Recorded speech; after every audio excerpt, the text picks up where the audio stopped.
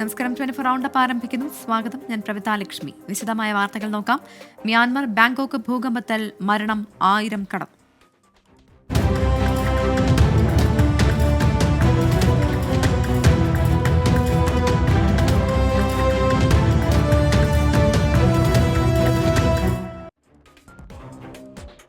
Myanmar Bangkok ഭൂകമ്പത്തിൽ മരണം 1000 കടന്നു. 2000-ലധികം പേർക്ക് പരുക്കേറ്റതായി വിവരം. മ്യാൻമറിലേക്ക് അടിയന്തര സഹായമായി 15 ടൺ അവശ്യ വസ്തുക്കൾ എത്തിച്ച് ഇന്ത്യയുടെ ഓപ്പറേഷൻ ബ്രഹ്മ.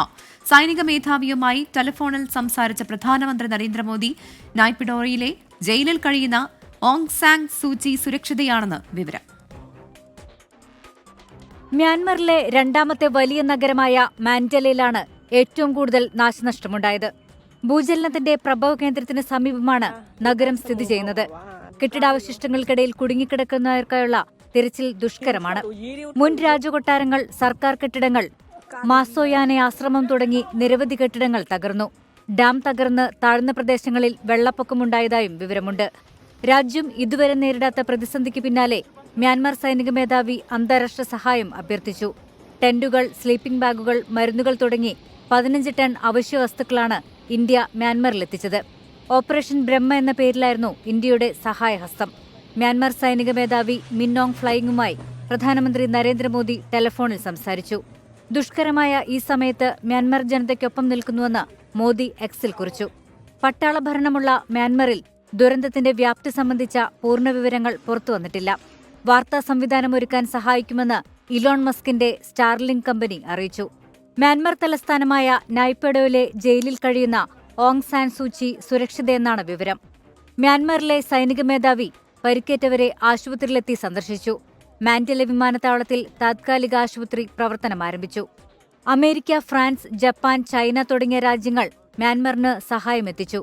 ബാങ്കോക്കിൽ മെട്രോയുടെയും ലൈറ്റ് റെയിലിന്റെയും പ്രവർത്തനം പുനരാരംഭിച്ചു. International desk 24. ഇനി റമദാൻ വിശേഷങ്ങൾ.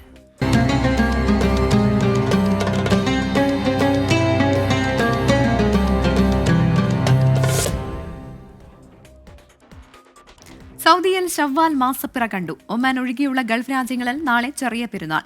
ഒമാനിൽ തിങ്കളാഴ്ചയാണ് പെരുന്നാൾ. സൗദിയിലെ തമീറിലാണ് ഇന്ന് ഷവ്വാൽ മാസപ്പിറ ആദ്യം കണ്ടത്. ഇതോടെ നാളെ ചെറിയ പെരുന്നാൾ ആയിരിക്കുമെന്ന് സൗദി സുപ്രീം കോടതി അറിയിച്ചു. ഒമാൻ ഒഴികെയുള്ള ഗൾഫ് രാജ്യങ്ങളിലെല്ലാം നാളെ ചെറിയ പെരുന്നാൾ ആഘോഷിക്കുകയാണ്.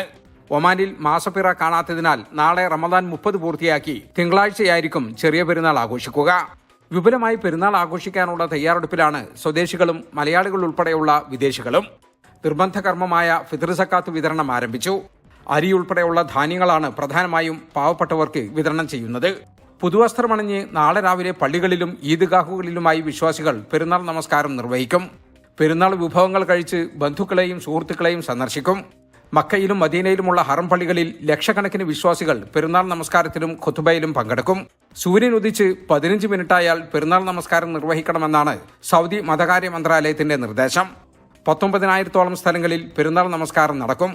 15,948 പള്ളികളും 3,939 ഈദ്ഗാഹുകളും നമസ്കാരത്തിനായി ഒരുങ്ങിയിരിക്കുകയാണ്.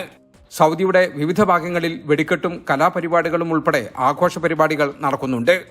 ജലീൽ കടമകലം, 24 ജിദ്ദ. ചെറിയ പെരുന്നാളിനെ ആഘോഷപൂർവ്വം വരവേൽക്കുകയാണ് സൗദി മലയാളികൾ. പെരുന്നാൾ ആശംസകൾ കൈമാറിയും മധുരം വിതരണം ചെയ്തും മൈലാഞ്ചി അണിഞ്ഞും മലയാളി കുടുംബങ്ങൾ ആഘോഷം തുടങ്ങി.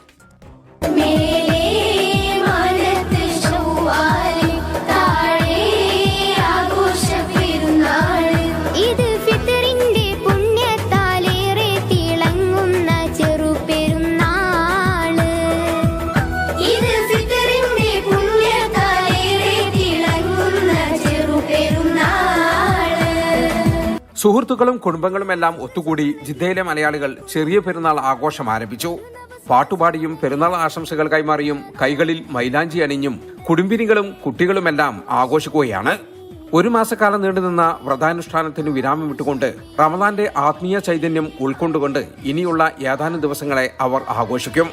നമ്മളുടെ ഒരു ഈദ് ആഘോഷം എന്ന് പറയുന്നത് രാവിലെ നമ്മൾ എല്ലാവരും കൂടി ഫുൾ ഫാമിലി ഒക്കെ ആയിട്ട് നമ്മൾ പള്ളിയിൽ പോവും. പള്ളിയില് ചെറിയ കുട്ടികൾക്കൊക്കെ നമ്മൾ മിഠായിയും പിന്നെ ചെറിയ ചെറിയ ഗിഫ്റ്റ്സ് ഒക്കെ ഉണ്ടാക്കിയിട്ട് തന്നെ നമ്മൾ പള്ളിയിൽ പോകുന്നുണ്ടാവുക.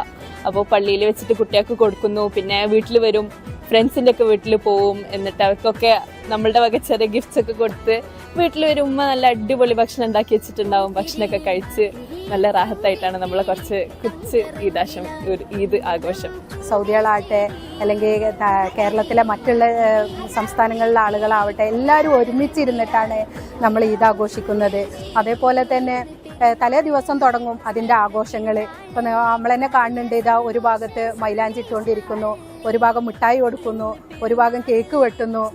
അതേപോലെ തന്നെയാണ് പിന്നെ ഭക്ഷണത്തിൻ്റെ കാര്യത്തിലും ഇവിടെ പല വിഭവങ്ങളാണ്, പലരും പല രൂപത്തിലുണ്ടാക്കിയിട്ട് പല നാട്ടിലുള്ള വിഭവങ്ങളും എല്ലാവരും ഒരുമിച്ചിരുന്നിട്ട് കഴിക്കുന്ന ഒരു രീതിയാണ് ഇവിടെ കാണുന്നത്. മധുരവും കുട്ടികൾക്ക് പെരുന്നാൾ സമ്മാനങ്ങളും വിതരണം ചെയ്ത് മുതിർന്നവരും ആഘോഷങ്ങളുടെ ഭാഗമാകുന്നു. നാട്ടിലുള്ള ബന്ധുക്കൾ കൂടെയില്ലെങ്കിലും ഉള്ളവരെ കൂട്ടി പെരുന്നാൾ ആഘോഷിക്കുകയാണ് പ്രവാസി മലയാളികൾ.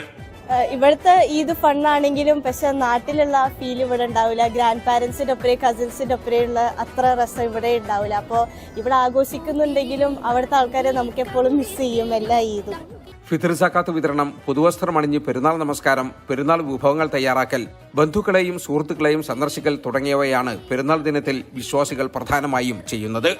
അവധിയായതുകൊണ്ട് തന്നെ പലരും ഔദ്യോഗിക ആഘോഷ പരിപാടികളിൽ പങ്കെടുക്കുകയും വിനോദയാത്രകൾ നടത്തുകയും ചെയ്യുന്നു. ആഘോഷങ്ങൾ തുടങ്ങിയിട്ടേ ഉള്ളൂ. സൗദിയുടെ വിവിധ ഭാഗങ്ങളിൽ വരും ദിവസങ്ങളിൽ പല രീതിയിലുള്ള ആഘോഷ പരിപാടികളാണ് പെരുന്നാളോടനുബന്ധിച്ച് നടക്കുന്നത്. ഇതിനായി സർക്കാർ സ്വകാര്യ മേഖലയ്ക്ക് അവധിയും നൽകിയിട്ടുണ്ട്. ജലീൽ കണ്ണമംഗലം, 24 ജിദ്ദ. മുണ്ടക്കൈ ചൂരൽമല പുനരധിവാസ ടൗൺഷിപ്പിലേക്ക് സമ്മതപത്രം നൽകാൻ ഇനി 44 പേർ മാത്രം. ടൗൺഷിപ്പിലേക്കുള്ള 402 ഗുണഭോക്താക്കളിൽ 358 പേർ ഇതുവരെ സമ്മതപത്രം കൈമാറി. ഇതിൽ 264 പേർ വീടിനായും 94 പേർ സാമ്പത്തിക സഹായത്തിനുമാണ് സമ്മതപത്രം നൽകിയത്. രണ്ടാം ഘട്ട 2A, 2B ഗുണഭോക്തൃ പട്ടികയിലെ 116 സമ്മതപത്രങ്ങളും നൽകിയിട്ടുണ്ട്. 89 ആളുകൾ ടൗൺഷിപ്പിൽ വീടിനായും 27 പേർ സാമ്പത്തിക സഹായത്തിനുമായാണ് സമ്മതപത്രം നൽകിയത്. ഗുണഭോക്തൃ പട്ടികയിൽ ഉൾപ്പെട്ടവർക്ക് ഏപ്രിൽ 3 വരെ സമ്മതപത്രം നൽകാം. ടൗൺഷിപ്പിൽ വീട് വേണോ, സാമ്പത്തിക സഹായം വേണോ എന്നത് സംബന്ധിച്ച അന്തിമ പട്ടിക ഏപ്രിൽ 20 പ്രസിദ്ധീകരിക്കും. കണ്ണൂരിൽ കൈക്കൂലി വാങ്ങുന്നതിനിടെ തഹസിൽദാർ പിടിയിൽ. കണ്ണൂർ തഹസിൽദാർ സുരേഷ് ചന്ദ്രബോസ് ആണ് വിജിലൻസിന്റെ പിടിയിലായത്. പടക്കക്കടയ്ക്ക് ലൈസൻസ് പുതുക്കുന്നതിനായി കൈക്കൂലി വാങ്ങുന്നതിനിടെയാണ് സുരേഷ് പിടിക്കപ്പെട്ടത്. അരുൺ പൂപ്പറമ്പ വിവരങ്ങളുമായി കണ്ണൂരിൽ നിന്ന് ചേരുകയാണ്. അരുൺ, തഹസിൽദാർ പിടിക്കപ്പെടുന്നത് മുൻപ് ലഭിച്ച പരാതിയുടെ അടിസ്ഥാനത്തിലാണോ? എത്ര രൂപയാണ് കൈക്കൂലിയായി വാങ്ങിയത്? എങ്ങനെയാണ് വിവരങ്ങൾ? പ്രവിത സൂചിപ്പിച്ചതുപോലെ പടക്കക്കടക്ക് ലൈസൻസ് പുതുക്കി നൽകുന്നതിനായാണ് ഈ ഉദ്യോഗസ്ഥൻ കൈക്കൂലി ആവശ്യപ്പെട്ടത്. ഈ കടയുടമയോട് 3000 രൂപയാണ് ഈ ലൈസൻസ് പുതുക്കി നൽകുന്നതിനായി ആവശ്യപ്പെട്ടത്. ഇതേ തുടർന്ന് ഈ കടയുടമ വിജിലൻസിൽ പരാതി നൽകി. വിജിലൻസിന്റെ നിർദ്ദേശപ്രകാരമാണ് ഈ ഉടമയുടെ ബന്ധു ഇന്ന് പണവുമായി ഈ തഹസിൽദാറിന്റെ കല്യാശ്ശേരിയിലെ വീട്ടിലേക്ക് എത്തിയത്. അങ്ങനെ വിജിലൻസിന്റെ നിർദ്ദേശപ്രകാരം നടത്തിയ നീക്കത്തിനൊടുവിൽ കൈയോടെ തന്നെ ഈ കൈക്കൂലി വാങ്ങുന്നതിനിടയിൽ പിടിയിലാവുകയായിരുന്നു. അയാളുടെ വീട്ടിൽ വെച്ച് തന്നെയാണ് ഈ പിടികൂടിയിട്ടുള്ളത്. ഇപ്പോൾ വിജിലൻസ് തുടർ നടപടികൾ സ്വീകരിച്ചു വരികയാണ് എന്നതാണ് നമുക്ക് ലഭിക്കുന്ന വിവരം. ഇയാൾ നേരത്തെ കല്യാശ്ശേരി വില്ലേജ് ഓഫീസറായി ജോലി ചെയ്യുന്നതിനിടെ കൈക്കൂലി വാങ്ങുകയും പിന്നീട് സസ്പെൻഷൻ നടപടി ഉൾപ്പെടെ നേരിടുകയും ചെയ്തിരുന്നു. വീണ്ടും കൈക്കൂലി കേസിൽ തന്നെയാണ് സുരേഷ് ചന്ദ്രബോസിനെ, കണ്ണൂർ തഹസിൽദാറായ സുരേഷ് ചന്ദ്രബോസിനെ നിലവിൽ വിജിലൻസ് പിടികൂടിയിട്ടുള്ളത്. ശരി, അരുൺ സൂചിപ്പിച്ചതുപോലെ മുൻപ് കൈക്കൂലി വാങ്ങിയതിന് സസ്പെൻഷനിലായ ആളാണ് വീണ്ടും കൈക്കൂലി വാങ്ങിയത് എന്നുള്ളതാണ്. കണ്ണൂരിൽ കൈക്കൂലി വാങ്ങുന്നതിനിടെ അറസ്റ്റിലായത് തഹസിൽദാറാണ്. കണ്ണൂർ തഹസിൽദാർ സുരേഷ് ചന്ദ്രബോസ് ആണ് വിജിലൻസിന്റെ പിടിയിലായത്. വിവരങ്ങളാണ് അരുൺ പൂപ്പറമ്പ നൽകിയത്. കെ നവീൻ ബാബുവിന്റെ മരണത്തിൽ കുറ്റപത്രം സമർപ്പിച്ചു.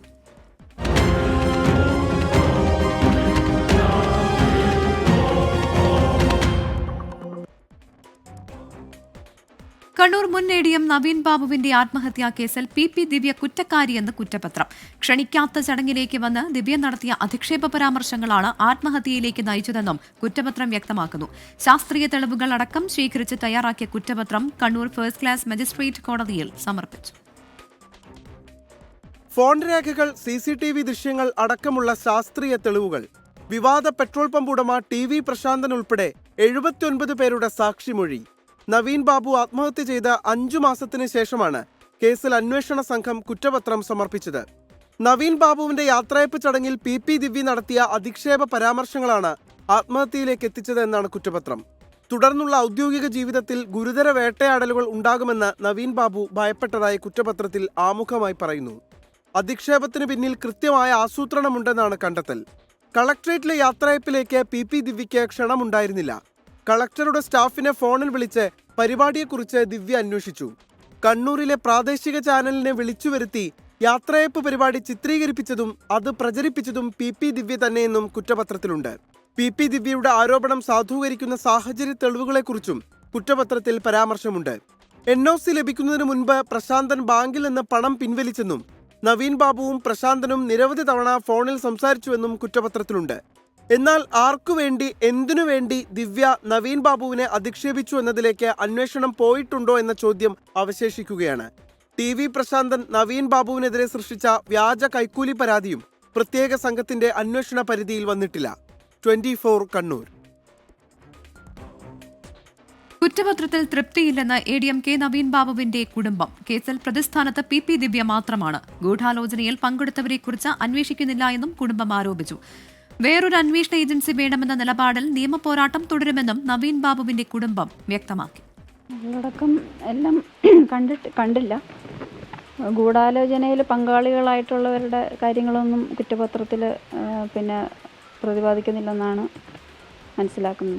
വഴിയെ പോകുമ്പോൾ കയറി വന്ന് സംസാരിച്ചു എന്നുള്ള തലത്തിലാണ് ദിവ്യ പ്രസംഗത്തിൽ പറയുന്നത്. പിന്നീട് അതിൽ തന്നെ മാറ്റം വരുന്നുണ്ട്. അവർ നന്നായിട്ട് ഗൂഢാലോചന നടത്തി ഇതിനെക്കുറിച്ച് വളരെ ആലോചിച്ചുറപ്പിച്ച് തന്നെയാണ് വന്നത്. അപ്പോൾ തീർച്ചയായിട്ടും ഒറ്റയ്ക്കല്ല, പിന്നിൽ നല്ലൊരു സംഘം തന്നെയുണ്ട്. മറ്റെന്തെങ്കിലും ഇൻറ്റൻഷൻ ഉണ്ടോ എന്നുള്ളത് കൂടി അന്വേഷിക്കേണ്ടതായിരുന്നു. ലഹരിക്കും അക്രമത്തിനുമെതിരെ 24 chief editor R Sreekandan Nair നടത്തുന്ന കേരള യാത്രയുടെ പൂർണ്ണ രൂപം പ്രേക്ഷകർക്ക് കാണാം. 24ന്റെ SKN40 എന്ന കവറുള്ള യൂട്യൂബ് പേജിലും സോഷ്യൽ മീഡിയ പേജുകളിലും ലഭ്യമാണ്. മറ്റൊരു വാർത്തയിലേക്ക്.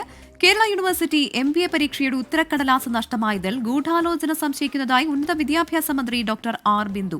വൈസ് ചാൻസലർ അടിയന്തര യോഗം വിളിച്ചു. ഏപ്രിൽ 7 വീണ്ടും പരീക്ഷ നടത്താനുള്ള തീരുമാനം പുനഃപരിശോധിച്ചേക്കും. തന്റെ ഭാഗത്ത് വീഴ്ചയുണ്ടായെന്ന് ഉത്തരക്കടലാസ് ഏറ്റുവാങ്ങിയ അധ്യാപകൻ 24നോട് പറഞ്ഞു. അന്വേഷണം ആവശ്യപ്പെട്ട് വിദ്യാർത്ഥി സംഘടനകൾ രംഗത്ത് വന്നു. മൂല്യനിർണ്ണയത്തിനായി കൈമാറിയ 71 ഉത്തരക്കടലാസുകളാണ് അധ്യാപകനിൽ നിന്ന് നഷ്ടപ്പെട്ടത്.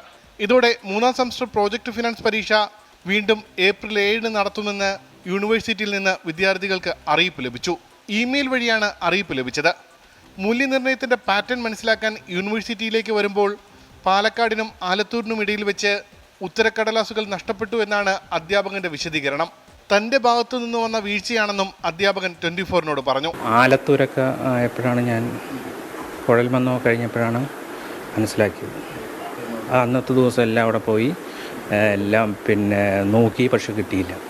പക്ഷെ അതൊക്കെ ഒരു കുട്ടികളുടെ ഭാവിയാണ്, നമുക്കിപ്പോൾ ഒന്നും ചെയ്യാൻ പറ്റാതെ കളഞ്ഞുപോയി, അത്ര തന്നെ. എന്നാൽ ഉത്തരക്കടലാസ് നഷ്ടപ്പെട്ടതിൽ ഗൂഢാലോചനയുണ്ടെന്ന് ഉന്നത വിദ്യാഭ്യാസ മന്ത്രി. കേരളത്തിലെ ഉന്നത വിദ്യാഭ്യാസ മേഖലയെ നിറം കെടുത്തി കാണിക്കാൻ ബോധപൂർവം നടത്തിയ ഒരു ശ്രമമാണോ ഇത് എന്ന് കൂടി സംശയിക്കേണ്ടതുണ്ട് എന്നാണ് ഞാൻ കരുതുന്നത്.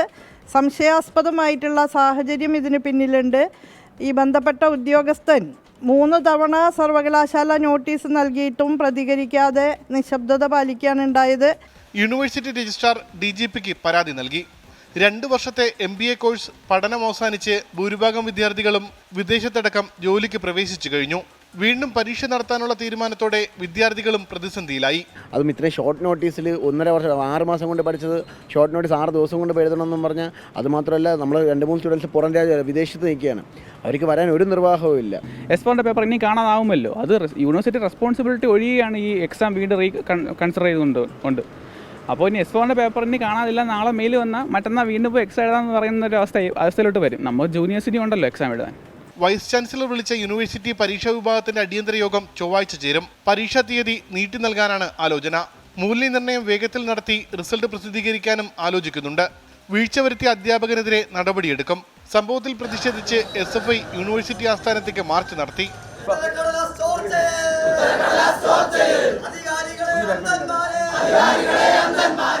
24 തിരുവനന്തപുരം. സെക്രട്ടേറിയറ്റിന് മുന്നിലെ അംഗനവാടി ജീവനക്കാരുടെ രാപ്പകൽ സമരം അവസാനിപ്പിച്ചു. ധനമന്ത്രി KN ബാലഗോപാലുമായി നടത്തിയ ചർച്ചയ്ക്ക് ശേഷമാണ് 13 ദിവസമായി തുടരുന്ന സമരം അവസാനിപ്പിച്ചത്. 3 മാസത്തിനുള്ളിൽ ആവശ്യങ്ങൾ പരിഹരിച്ചില്ലെങ്കിൽ സെക്രട്ടേറിയറ്റിന് മുന്നിൽ നിരാഹാരം ആരംഭിക്കുമെന്ന് അംഗനവാടി ജീവനക്കാർ പ്രഖ്യാപിച്ചു. 10 ആവശ്യങ്ങൾ ഉന്നയിച്ചായിരുന്നു കോൺഗ്രസ് അനുകൂല സംഘടനയായ അംഗനവാടി എംപ്ലോയീസ് ഫെഡറേഷന്റെ സമരം. സർക്കാർ ജീവനക്കാരെ അംഗീകരിക്കുക, മിനിമം വേതനം 21,000 രൂപയാക്കുക, വേതനം ഒറ്റത്തവണ നൽകുക തുടങ്ങിയവയായിരുന്നു പ്രധാന ആവശ്യങ്ങൾ. 13 ദിവസങ്ങൾക്ക് ശേഷം ധനമന്ത്രി KN ബാലഗോപാലുമായി നടത്തിയ ചർച്ചയിലാണ് സമരം താൽക്കാലികമായി അവസാനിപ്പിക്കുന്നത്. ക്ഷേമനിധി ആനുകൂല്യങ്ങൾ എത്രയും പെട്ടെന്ന് വിതരണം ചെയ്യുന്ന ഉറപ്പ് കിട്ടിയിട്ടുണ്ട്. നമ്മളെ ഫോണ് നമുക്ക് തരുമെന്നുള്ള ഉറപ്പ് ഞങ്ങൾക്ക് കിട്ടിയിട്ടുണ്ട്. ബാക്കിയുള്ള കാര്യങ്ങൾ പഠിക്കുന്നതിന് വേണ്ടി 10 ദിവസത്തിനുള്ള ഒരു കമ്മിറ്റി രൂപീകരിക്കുമെന്നും 3 മാസത്തിനുള്ളിൽ അംഗൻവാടിക്കാരുടെ പ്രശ്നങ്ങളെല്ലാം പരിഹരിച്ചുകൊണ്ട് അതിനൊരു പരിഹാരം കാണുമെന്ന് ധനകാര്യ വകുപ്പ് മന്ത്രി തന്ന ഉറപ്പിൻ്റെ മേൽ ഇന്ന് ഞങ്ങൾ ഈ സമരം അവസാനിപ്പിക്കുകയാണ്. 90 ദിവസത്തിനുള്ളിൽ ആവശ്യങ്ങൾ പരിഹരിച്ചില്ലെങ്കിൽ സമരം തുടരാനാണ് ജീവനക്കാരുടെ തീരുമാനം. 91 ദിവസത്തിനകം ഒന്നും നടന്നില്ലെങ്കിൽ നമ്മൾ വീണ്ടും പൂർവാധികം ശക്തിയായി സമരം നടത്തുന്നതാണ്. മാർച്ച് 17 ആരംഭിച്ച രാപ്പകൽ സമരമാണ് 13-ാം ദിവസം ചർച്ചയ്ക്കൊടുവിൽ അവസാനിപ്പിക്കുന്നത്. 24 തിരുവനന്തപുരം. ആശാ വർക്കേഴ്സിന്റെ സമരത്തെ തള്ളിപ്പറയേണ്ട കാര്യമില്ലെന്ന് CPIM സംസ്ഥാന സെക്രട്ടറി MV ഗോവിന്ദൻ. ആശാ വർക്കർമാരെ തൊഴിലാളികളായി അംഗീകരിക്കണമെന്നാണ് നിലപാട്. SUCI, ജമാഅത്തെ ഇസ്ലാമി, SDPI ഉൾപ്പെടെ യോജിച്ച് സംസ്ഥാനത്തിനെതിരെ സമരം നടത്തുകയാണെന്നും MV ഗോവിന്ദൻ പറഞ്ഞു. ആരാണ് ഈ ആശാ വർക്കർമാർക്ക് കൂടുതൽ ആനുകൂല്യം കൊടുക്കേണ്ടത്? കേന്ദ്ര ഗവൺമെന്റാണ്. കേന്ദ്ര ഗവൺമെന്റ് അസന്നിഗ്ധമായി പറഞ്ഞു, ഞങ്ങൾ തരില്ല. ഞങ്ങൾക്കൊരു കാര്യം മാത്രമേ പറയാനുള്ളൂ, ആശാ വർക്കർമാരുടെ സമരത്തോട് നമുക്ക് ഐക്യദാർഢ്യമുണ്ട്, ഒരു സംശയമില്ല. ഞങ്ങൾ ഈ സമരത്തിനെതിരല്ല. സമരത്തിൻ്റെ ഭാഗമായിട്ട് തന്നെ സംഭാഷണം നടന്നിട്ടുണ്ട്. കേന്ദ്ര ഗവൺമെൻറ്റിൻ്റെ കയ്യിൽ ഈ കാര്യം ബന്ധപ്പെട്ടുകൊണ്ട് ബഹുമാനപ്പെട്ട മന്ത്രി തന്നെ മെമ്മോറാണ്ടം നൽകിയിട്ടുണ്ട്. കേന്ദ്രമെടുക്കുന്ന നിലപാടടിസ്ഥാനപ്പെടുത്തി ഞങ്ങൾ നിലപാട് സ്വീകരിക്കുമെന്ന് മുഖ്യമന്ത്രി വ്യക്തമാക്കിയിട്ടുണ്ട്. പക്ഷേ അതൊന്നും ഞങ്ങൾക്ക് ബാധകമല്ല. ഞങ്ങൾക്കിപ്പോൾ കിട്ടിക്കൊണ്ടിരിക്കുന്ന 13,200 നിന്ന് 21,000 എത്തിയാൽ മാത്രമേ സമരം പിൻവലിക്കുള്ളൂ എന്ന് പറഞ്ഞുകൊണ്ട് ഒരു തരത്തിലും കേരളത്തിൽ ചെയ്യാനാവാത്ത കാര്യം വെച്ച് സമരം ചെയ്തുകൊണ്ടിരിക്കുന്നത്, അവർക്ക് നേതൃത്വം കൊടുത്തുകൊണ്ടിരിക്കുന്നത് കമ്മ്യൂണിസ്റ്റ് വിരുദ്ധ നിലപാട് സ്വീകരിച്ചു പോകുന്ന ആറു പിന്തിരിപ്പൻ ശക്തിയുടെ കയ്യിൽ കളിക്കുന്ന ഒരവസ്ഥയിലേക്ക് കാര്യങ്ങൾ വന്നാൽ അതിനെ തുറന്നു കാണിക്കുക എന്ന് മാത്രമേ ഇടതുപക്ഷ പ്രസ്ഥാനത്തിന് നിർവാഹമുള്ളൂ. ഇതാ കാര്യം. ഛത്തീസ്ഗഡിൽ സുരക്ഷാ സേനയും മാവോയിസ്റ്റുകളും തമ്മിൽ ഏറ്റുമുട്ടൽ. 16 മാവോയിസ്റ്റുകളെ വധിച്ചു. ഏറ്റുമുട്ടലിൽ 4 ജവാന്മാർക്ക് പരുക്കേറ്റു. അടുത്ത മാസം ഛത്തീസ്ഗഡ് സന്ദർശിക്കാൻ കേന്ദ്ര ആഭ്യന്തരമന്ത്രി അമിത്ഷായുടെ തീരുമാനം. ഛത്തീസ്ഗഡ് സുക്മ ദന്തേവാഡ അതിർത്തിയിലെ കെർലാപാൽ മേഖലയിലാണ് മാവോയിസ്റ്റുകളുടെ സാന്നിധ്യം സുരക്ഷാസേന തിരിച്ചറിഞ്ഞത്. ഇന്ന് രാവിലെ 8 മണിയോടെ നടത്തിയ തിരച്ചിലിനിടെയാണ് ഏറ്റുമുട്ടൽ. ഇതുവരെ 16 മാവോയിസ്റ്റുകളെ വധിച്ചതായി സുരക്ഷാസേന അറിയിച്ചു. ഇവരിൽ നിന്ന് ആയുധശേഖരവും കണ്ടെടുത്തിട്ടുണ്ട്. ജില്ലാ റിസർവ് ഗാർഡും CRPFും സംയുക്തമായി നടത്തിയ ദൗത്യത്തിലാണ് മാവോയിസ്റ്റുകളെ വധിച്ചത്. ഏറ്റുമുട്ടലിൽ പരിക്കേറ്റ 4 ജവാന്മാർ ചികിത്സയിൽ കഴിയുകയാണ്. മേഖലയിൽ തെരച്ചിൽ തുടരുന്നു. സുരക്ഷാ സേനകളുമായി ഉന്നതതല യോഗം ചേരാൻ കേന്ദ്ര ആഭ്യന്തരമന്ത്രി അമിത്ഷാ അടുത്ത മാസം 4-ന് ഛത്തീസ്ഗഡ് സന്ദർശിക്കും. സുക്മ ജില്ല തുടർച്ചയായി മാവോയിസ്റ്റ് ആക്രമണങ്ങൾ നടക്കുന്ന മേഖലയാണ്. ഛത്തീസ്ഗഡിൽ ഈ വർഷം ഇതുവരെ 132ഓളം മാവോയിസ്റ്റുകളെയാണ് വധിച്ചത്. 24 ഡൽഹി. വധശിക്ഷ നടപ്പാക്കാൻ തീരുമാനിച്ചുവെന്ന് അറിയിച്ച് യമനിലെ ജയിലിൽ കഴിയുന്ന മലയാളി നഴ്സ് നിമിഷപ്രിയയ്ക്ക് ഫോൺ കോൾ. വധശിക്ഷയ്ക്കായി തീയതി തീരുമാനിച്ചുവെന്നും ജയിൽ അധികൃതരെ വിവരം അറിയിച്ചുവെന്നും അഭിഭാഷകയെന്ന് പരിചയപ്പെടുത്തിയ സ്ത്രീ പറഞ്ഞതായി നിമിഷപ്രിയ. ആക്ഷൻ കൗൺസിൽ ഭാരവാഹികൾക്ക് അയച്ച ശബ്ദ സന്ദേശത്തിലാണ് നിമിഷപ്രിയ ഇക്കാര്യങ്ങൾ പറയുന്നത്. നിമിഷപ്രിയയുടെ ശബ്ദ സന്ദേശം 24-ന് ലഭിച്ചു. എന്നാൽ നിമിഷപ്രിയയുടെ വധശിക്ഷയുമായി ബന്ധപ്പെട്ട് ഇതുവരെ അറിയിപ്പൊന്നും ലഭിച്ചിട്ടില്ല എന്ന് യമനിലെ ഇന്ത്യൻ എംബസി അറിയിച്ചു. യമൻ പൗരനെ കൊലപ്പെടുത്തിയ കേസിൽ വധശിക്ഷയ്ക്ക് വിധിച്ച നിമിഷപ്രിയ നിലവിൽ യമൻ തലസ്ഥാനമായ സനായിലെ ജയിലിലാണ്. അഭിഭാഷകയുടേതെന്ന് പറഞ്ഞാണ് നിമിഷപ്രിയയ്ക്ക് ജയിലിൽ ഫോൺ കോൾ വരുന്നത്. വധശിക്ഷ നടപ്പാക്കാൻ തീയതി നിശ്ചയിച്ചുവെന്നും ഇക്കാര്യം ജയിൽ അധികൃതരെ അറിയിച്ചുവെന്നുമായിരുന്നു സന്ദേശം. ഈദ് അവധിക്ക് ശേഷം എന്താകുമെന്നറിയില്ല. എല്ലാവരും തന്നോട് വിഷമത്തോടെയാണ് പെരുമാറുന്നതെന്നും ശബ്ദ സന്ദേശത്തിൽ നിമിഷപ്രിയ പറയുന്നു. മെയിൻ ഓഫീസിലെ ഫോണിലേക്ക് വിളിച്ചിട്ട് നിമിഷയെ വേണം എന്ന് പറഞ്ഞിട്ട് അവിടെ തന്നെ വിളിച്ചായിരുന്നു. ഞാൻ പോയി ഫോൺ അറ്റൻഡ് ചെയ്തു. അന്നേരം അവരെന്നോട് പറയുന്നത് ഇങ്ങനെയാണ്, വധശിക്ഷ നടപ്പാക്കാനുള്ള ഡേറ്റ് ഫിക്സ് ചെയ്തു എന്നാണ് പറയുന്നത്. അതിൻ്റെ ഓർഡർ ഇവിടെ ജയിലിൽ വരെ എത്തിയിട്ടുണ്ട് എന്നാണ് പറയുന്നത്. അതിപ്പോൾ ജയിലിലെത്തുന്നത് എല്ലാവരുടെയും സൈനോട് കൂടി ആയിരിക്കും ഇവിടെ എത്തുന്നത്. എന്ന് വെച്ചാൽ എന്തായിരിക്കും, ഇപ്പോൾ അവരുടെ ഈദും റംസാനൊക്കെ കഴിയുമ്പോഴത്തേനും നമ്മളെ തീർക്കാനുള്ള പരിപാടി ആയിരിക്കുമോ? നിമിഷപ്രിയയുടെ മോചനത്തിനായി പ്രവർത്തിക്കുന്ന ആക്ഷൻ കൗൺസിൽ അംഗങ്ങൾക്ക് അയച്ച സന്ദേശത്തിലാണ് ഇക്കാര്യങ്ങൾ വ്യക്തമാക്കിയിരിക്കുന്നത്. കൊല്ലപ്പെട്ട യമൻ പൗരന്റെ കുടുംബവുമായി കൂടിക്കാഴ്ച നടത്താൻ നിമിഷപ്രിയയുടെ അമ്മ യമനിലേക്ക് എത്തിയിരുന്നുവെങ്കിലും കുടുംബത്തെ കാണാൻ കഴിഞ്ഞിരുന്നില്ല. 24 ഡൽഹി. ജിം സന്തോഷ് കൊലക്കേസിൽ മറ്റു 2 പേരെ കൂടി ലക്ഷ്യം വെച്ചിരുന്നതായി പ്രതികൾ. സന്തോഷിന്റെ കാൽ തകർക്കുകയായിരുന്നു ലക്ഷ്യമെന്നും പ്രതികൾ പോലീസിനോട് പറഞ്ഞു. മനു, രാജീവ് എന്നിവരുടെ അറസ്റ്റ് രേഖപ്പെടുത്തി. പ്രതികൾക്ക് കൊടും ക്രിമിനലുകളുമായി ബന്ധമുള്ളതിന്റെ തെളിവുകളും പുറത്തുവന്നു. അതിനിടെ കേസിലെ പ്രധാന പ്രതി അലുവ അതുൽ എറണാകുളത്തെത്തിയതായി വിവരം. വാഹന പരിശോധനയ്ക്കിടെ പ്രതി രക്ഷപ്പെട്ടു. അറസ്റ്റിലായ പ്രതികളെ വൈദ്യപരിശോധനയ്ക്ക് വിധേയരാക്കി.